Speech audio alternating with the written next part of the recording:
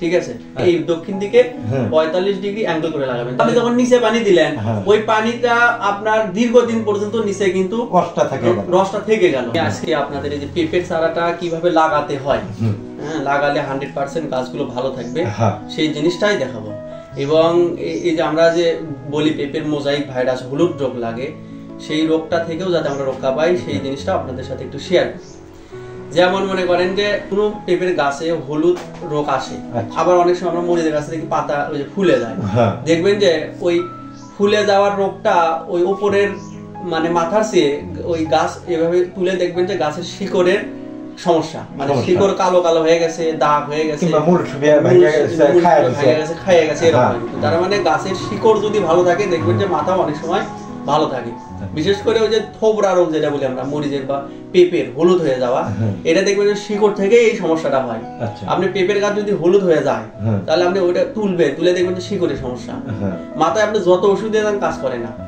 এই জন্য শিকড় যাতে ভালো থাকে এবং গাছ লাগানোর পরে যাতে সাথে সাথে লেগে ওঠে সেই জিনিসটা আপনাদেরকে আজকে আমি দেখাবো। ধরেন আপনি এই যে পেঁপের গাছটা নিছেন, নেওয়ার পরে যদি 100% শিকড় থাকে তাহলে এইভাবে টিপ দিয়ে কিন্তু গাছটা কিন্তু বের করা সম্ভব। আর যদি 100% শিকড় না থাকে তাহলে আপনাকে এভাবে কেটে দিতে হবে।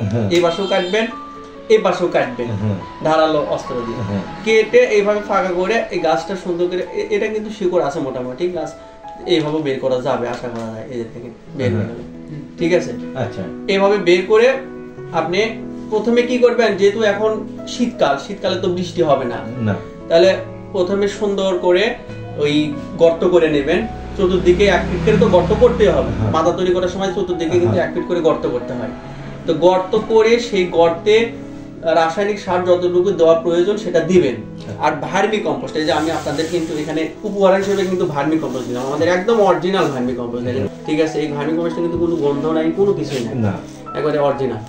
ঠিক আছে, এই ভার্মি কম্পোস্টটা প্রত্যেকটা গাছের গোড়ায় গোড়ায় আপনি জৈব সার তো দিবেনই, ভার্মি কম্পোস্টটা অন্তত 1/2 কেজি হলেও গাছের ওই যখন পেঁপের গাছ লাগাবে তখন ওই ছোট যে গর্ত করবে সেই গর্তের আশেপাশে একটু সাইডে দিয়ে নেবেন।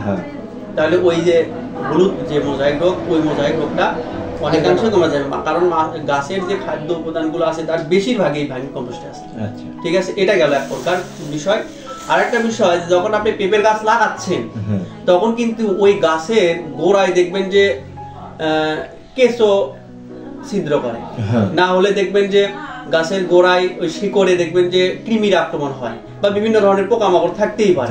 তাহলে এই পোকাগুলো যখন ওই গাছের গোড়ায় ছিদ্র করবে বা কিছু মানে কৃমি যখন আক্রমণ করবে তখন ওখানে ওই ব্যাকটেরিয়া অথবা বিভিন্ন ধরনের ক্ষতিকর ছত্রাকের মানে ওখানে কিন্তু কি করবে, অ্যাটাক করবে সেখানে। তো এগুলো দূর করার জন্য আপনি একটা কাজ করবেন, এই যে ঔষধটা নিলেন, আচ্ছা ধরেন এই যে ল্যামডা গ্রুপের ঔষধ, এটা হলো ল্যামডা সাইহেলাথিন গ্রুপের যে ঔষধটা আছে, এটা রিবা হতে পারে, জুবাস হতে পারে, ক্যারাটে হতে পারে। এই ঔষধটা এই সুন্দর করে পানির মধ্যে মিক্স করবেন, এর সাথে এই যে আপনি এই যে অ্যামিস্কোর দিতে পারেন। ঠিক আছে, অ্যামিস্কোর হতে পারে, অ্যামিস্টার টপ বা ম্যানকোজেব ছত্রাকনাশক যে কোনো একটা হলেই হলো। এর সাথে মিক্সড করে ওই গাছ যখন লাগাবেন, লাগানোর আগে যে ছোট গর্ত করলেন না, ওই গর্তের ভিতরে একটু পানিটা দিয়ে নেবেন। পানি দিয়ে নিলে ওই গাছের গর্তের আশেপাশে যে পোকামাকড় গুলো থাকবে তখন এই ঔষধ দেওয়ার সাথে সাথে কিন্তু মারা যাবে, বা কৃমিও যদি থাকে এগুলো দিলে কিন্তু মারা যাবে। তারপরে গাছটা সুন্দর করে ওখানে লাগাই দেবেন। অবশ্যই এই যে অ্যাঙ্গেল করে লাগাবেন, মানে এই দক্ষিণ দিকে 45 ডিগ্রি অ্যাঙ্গেল করে লাগাবেন, তাহলে গাছগুলো মোটা হবে, গোড়া থেকে কিন্তু পেঁপে গুলো ধরবে। ঠিক আছে, এভাবে অ্যাঙ্গেল করে লাগাবেন। এখন এইভাবে লাগাবেন কেন, এটা আপনি না কয় দিলেন, এটা তো আমরা জানলাম না, যেমন করে যে অ্যাঙ্গেল, এটা তো জীবনও কেউ কিন্তু আমরা কিন্তু বুঝি না, আমরা কৃষক হতে পারি, কিন্তু আপনি জায়গা বুঝে দিলেন যে দক্ষিণ দিকে গাছটা কিন্তু এদিকে একটু হয় লাগবে, তো আপনি বলে দিলেন যে দেখি অ্যাঙ্গেল হয় লাগান, আমরা তো জানলাম না, আমরা সোজা করে লাগালাম না। এখন এই যে শীতকালে মনে করেন যে মানে বৃষ্টি কম হবে, আপনি গাছের গোড়ায় নিচে যখন পানি দিলেন, অনেকে কি করে গাছ লাগানোর পর উপরে পানি দেয়, উপরে পানি দিয়ে কি হবে, পানি তো শুকিয়ে যাবে রোদের তাপে। কিন্তু আপনি যখন নিচে পানি দিলেন ওই পানিটা আপনার দীর্ঘদিন পর্যন্ত নিচে কিন্তু রসটা থেকে গেল।